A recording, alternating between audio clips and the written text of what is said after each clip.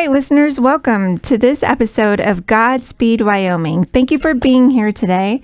I am so excited as I feel so honored to have First Lady Jennie Gordon here with us. So first of all, I just want to say thank you. Thank you for taking time out of your very busy schedule to be with us today. Well, thank you, Jen. It's a real honor to be here and to share some time with you as well. Absolutely. It's great. As you know, our focus here in Godspeed, Wyoming is really to focus on individuals within the state that are truly bringing a light to communities within the state of Wyoming. And I was just so inspired with your Wyoming Hunger Initiative. I was part of the food group, on the board of the food group, where I learned more and more about it. And I didn't even realize so much about the food insufficiency until I became a part of the food group. And then with your initiative, it just brought so much more awareness and just inspiration for me. So can you just kind of do a little introductory of why you have this special interest in this initiative?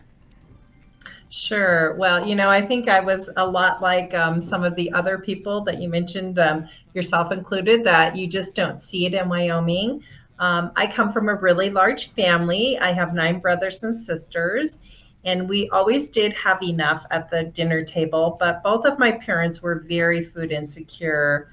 My mother was raised during World War II in occupied Vienna and didn't really have a complete meal until she came to the States, and she was 26 years old.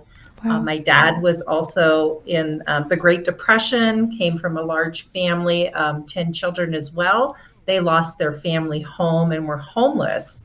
And so as we sat around the dinner table, they were very clear about being grateful for what we had, to never waste food, and then if you had the opportunity to really give back in a way that was meaningful. So this really just honors that relationship I had with my family, my parents, and coming to Wyoming and seeing it firsthand really opened my eyes as well. So it was a very easy thing to get on board with to try to make a difference. Wow, what a beautiful story. Like, what a great, beautiful family. And then just a great way to kind of springboard things for you and really understanding the importance of this need. It's always nice when it's a little bit more personal, right? Absolutely. And you mentioned the food group, and that was the first time in Wyoming that I really understood what was going on, is when I ran into Aaron Waddell, who was purchasing some groceries at the Albertsons there. And I thought, wow, you have 3 children and you're buying all of this food. And that's when she shared with me the mission of the food group. And I thought, wow, here in Sheridan County, that seemed like it was 500 kids they were serving. So that was another way that I was kind of springboarded into thinking about this. It's so funny you say that, because Erin Waddell was also my tie. She's such a champion for this here in the Sheridan County area. So I work with Erin at the college, and then we started talking about these type of things, and she asked me to be on the board, and I joined the board, and it was just so impactful to me as I learned about different communities that were in Sheridan that so naive I didn't even know existed, and just the need within our communities. And so I just feel like this awareness is essential, because I don't know how many people know what some of our kids, or even with your initiative, some older adults go through.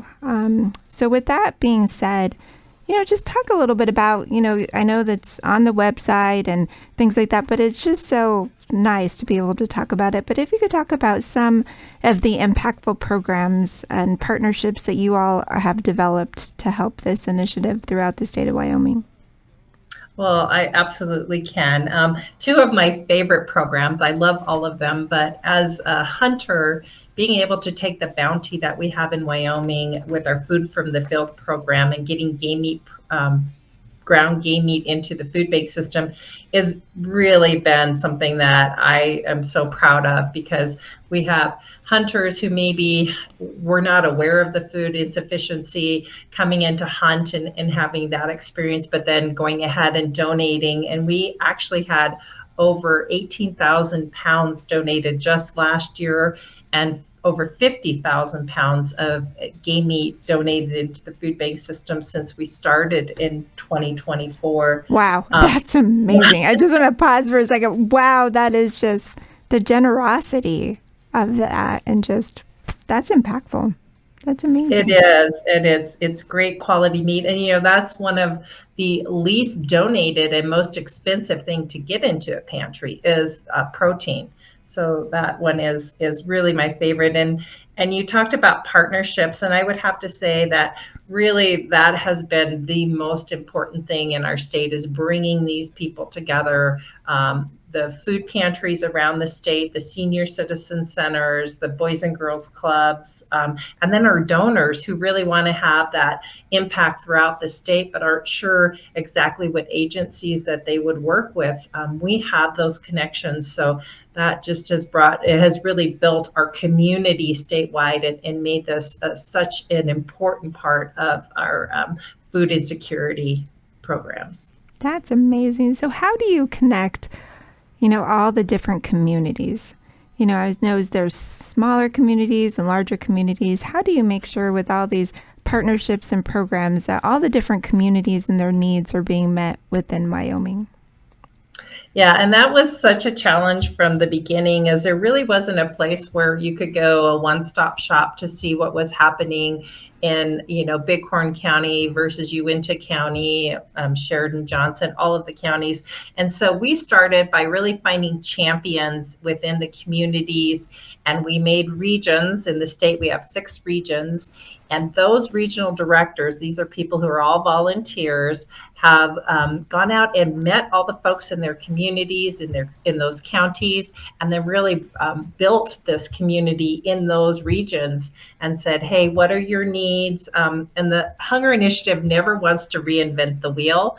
We know these people have been working for so many years in there serving their friends and neighbors in the area. So we really just want to help them. So what are your needs? And here are our programs, and how can we connect you all together? So those regional directors are just a real huge benefit to bringing those people together. That's great. And you said that they're all volunteers, which is just so inspiring to me. We just have amazing people in the state of Wyoming that just are so willing to give their time and volunteer to help. We sure do. And, you see kind of the same people will be working in not only food security, but they'll be the people who are helping at the football game and doing a fundraiser for maybe somebody who's had a health concern. So these are really just amazing folks. And like I said, there's 6 of them, and we are blessed to have them. And there's so many others around in all the other food pantries around the state that are serving their neighbors. That's amazing. That's amazing. So I know there's so many great, amazing volunteers and great partnerships that are happening, but what are kind of the unique challenges that you've faced, and how have you been able to overcome them? Well, Wyoming is a great state, but we have a lot of territory in between our people and grocery stores. So I would say distance is one of our huge challenges, along with weather. In the winter, it can be challenging for, we have one food bank at the Food Bank of Wyoming, and just sometimes the roads are shut down and the routes can't be delivered to. So that is a huge challenge. And I think the stigma of being able to access food, sometimes people have placed judgment on others in need. And so I think that makes people less likely, or, give them pause before they ask for help. And then I think another issue, of course, is we have a lot of working poor in our state. A lot of people work 2 or 3 jobs, maybe aren't getting benefits. Cost of living is very high in our state. So these are all things I think that add to the challenge of serving the state of Wyoming. Absolutely. And do you have certain techniques or ways or thoughts to overcome that? I think, many people, it's just, and I think a lot of, which is great, the great pride that we have with this state of Wyoming, but to be able to ask for help or say, say we have a need, is it really educating people about how they overcome these challenges, or what are your thoughts? How do you get people to buy in? Yeah, and I think education is a huge piece. And also sometimes just sharing a story, because I think people tend to have like an idea of in their mind who that person is who's accessing services. And oftentimes, once you sit down and visit with them, they could have just one tragedy that really changed their whole life. I met a woman in Afton. I was doing one of their distribution nights, and she had been living a very comfortable life, was a truck driver, had actually two homes. She rented out one. She ended up being in an accident with another semi. She was dangerously injured, almost lost her life, but had a traumatic brain injury. And so she was able to live off her savings. But once those were exhausted, then she had to ask for help. And she said it was such a change in her life, because she had been the one who was giving to the food pantry. And now here she was being the recipient. So I just think we need to give people grace, share those stories, and make those people, real to us. They are our neighbors. And so that is a huge way to kind of get past those impasses. Wow, what a beautiful story.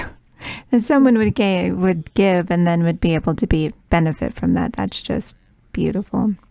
Which then leads me to my next question. I was going to talk about if you could share some success stories, and that's one of them.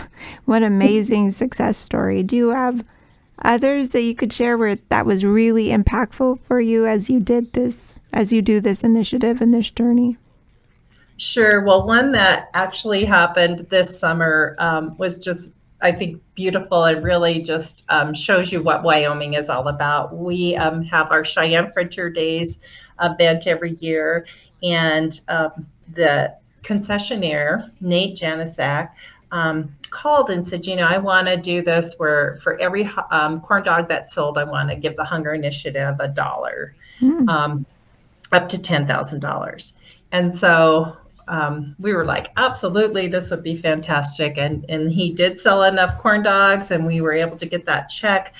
But then he called my chief of staff, Trista Ostrom, and said, hey, we're leaving. We can't take all of this fresh produce with us. It won't last. So could you bring some of your partners on board? And we had almost every agency down here in Cheyenne. We had the Element Church, Needs, St. Joseph's Food Pantry, the community college, our senior center.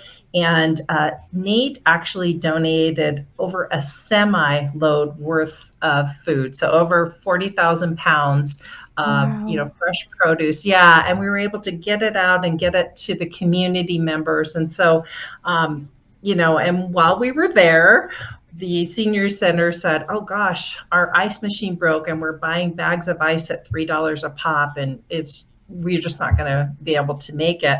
So the Hunger Initiative was able to get them an emergency, needs payout, and they were able to buy an ice machine. We wouldn't have known about that if we hadn't had this, get together to distribute this food. So it's just really these relationships and the community that is, made whole by this is just, it's so impactful. Isn't it so wonderful? Don't you get to sleep good at night just knowing all these great things and just these partnerships are coming together?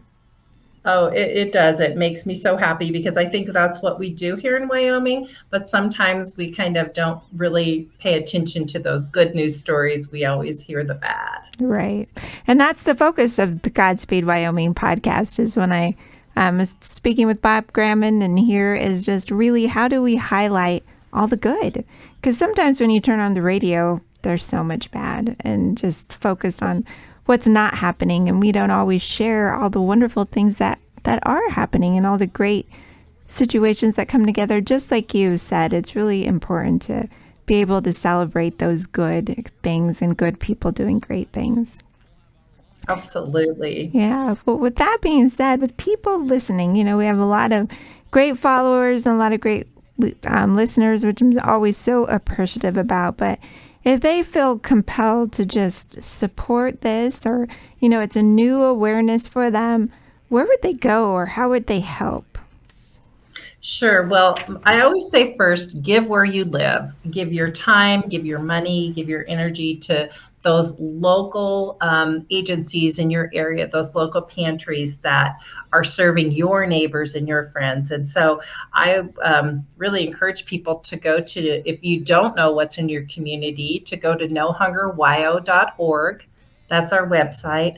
And it is divided up by counties. So you can click on your county and you can see all of the organizations and agencies in your area and their hours of when they serve. There's phone numbers, there's all sorts of information. So you could contact them. And I'll tell you what, if you serve at one of their distributions at a pantry, you will be so lifted up in your spirit, even though some people are falling on hard times, seeing the joy when people receive, it just is really meaningful. So that is one thing I always recommend people to do. And, volunteering, it doesn't cost you a penny, but it's your time. And so that's one of your most precious resources. So if you can do that, it's super meaningful.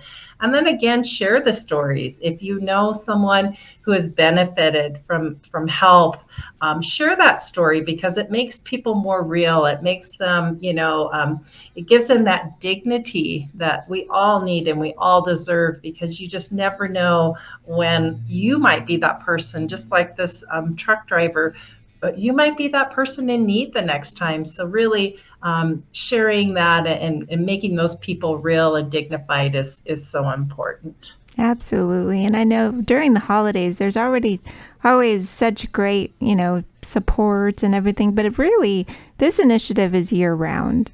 There's always a need year round, and you just never know when something might come up. So we just continue to want to support. And again, it's nohungerwyo.org. So I would really encourage you as listeners to go onto that website to take a look at it. It's so informative. You can learn so much. And again, it shows where you can help and where you can serve. So as we wrap up here, again, thank you for being with us today. Any final words you want to share with the listeners, or?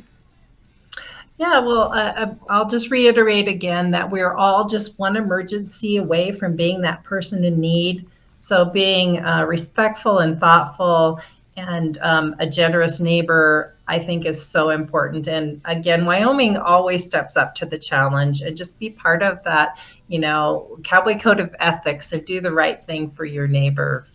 That's beautiful. A great way to wrap this up. Well said, First Lady. And again, thank you for being here on Godspeed Wyoming podcast. And thank you to the listeners for always tuning in and listening. And if you know someone like the First Lady who is shining the light and making a difference within communities here in the state of Wyoming, please send me an email. I would love to hear the stories or be able to interview someone that you recommend that's shining a light. So again, it's godspeedwyoming@gmail.com, godspeedwyoming@gmail.com. I would love to hear those stories of people shining the light. Again, this is Jen Krause signing off. Godspeed, Wyoming.